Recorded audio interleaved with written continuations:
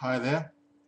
Now that we've discussed Indo-European languages, and I guess for those of you who didn't know, um, that most European languages and Indian languages are related. So we've covered a little bit of that. Now I want to talk about the languages in Europe that are not Indo-European. So here we have. Let's start with, now these three are a group on their own. That's called the Uralic group. Now, the Uralic group contains many languages, but most of them are very small languages spoken in lots of places. But the main one, so we have other ones spoken in where Russia is today, present-day Russia. Nothing to do with Russian, but in Siberia and those areas. But the majority, these languages are called Uralic languages. And they're a family on their own. Nothing to do with any other European language. Nothing to do with Slavic or Germanic, yeah, or Celtic or any of those, or Latin. So Finnish. So Finnish is a neighbor with Sweden and Norway and those Scandinavian Germanic kind of countries. But don't be fooled. Finnish language has absolutely nothing to do with those languages, apart from maybe borrowed words and things like that. But genetically, as it has nothing to do with anything, with any of those languages, any of its neighbors, except for Estonia. Estonia is in fact, Estonia is just below Finland, and it is actually a close relative, a reasonably close relative. And that's in the same family. And then we have Hungarian. Hungarian is also part of this Uralic family, but it is more distant to Finnish and Estonian are quite close. Then we have Hungarian, which is in another branch, so that's actually it's actually very different to these two, but it's still considered part of the same family. And Hungarian has the most speakers. So that's the biggest Uralic speaking language, I guess, in terms of its number of speakers.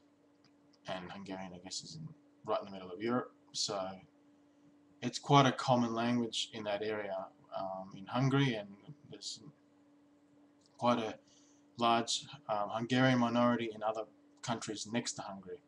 So Czech Republic, Serbia, Romania, Ukraine, Slovakia,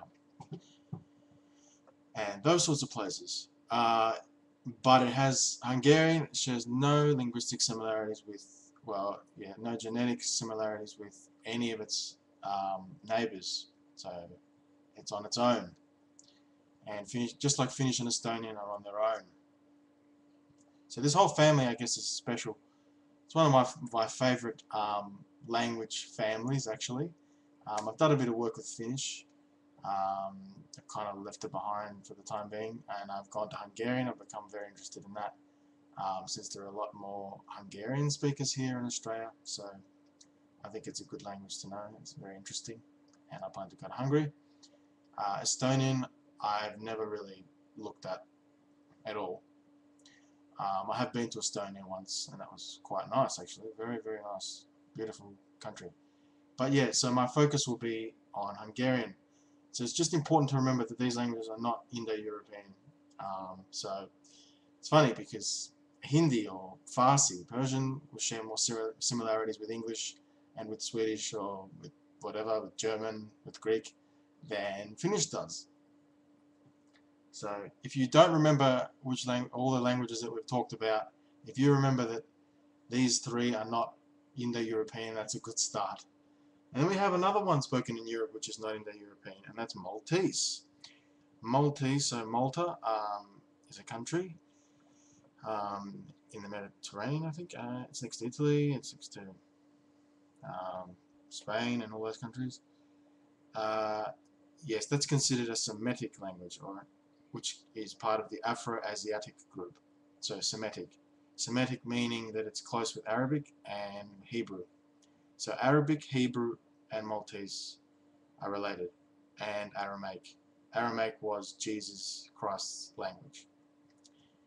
So Maltese is a Semitic language. It is not an Indo-European language, despite its proximity, being close to Italy and other countries, Spain, England, or whoever. It's not.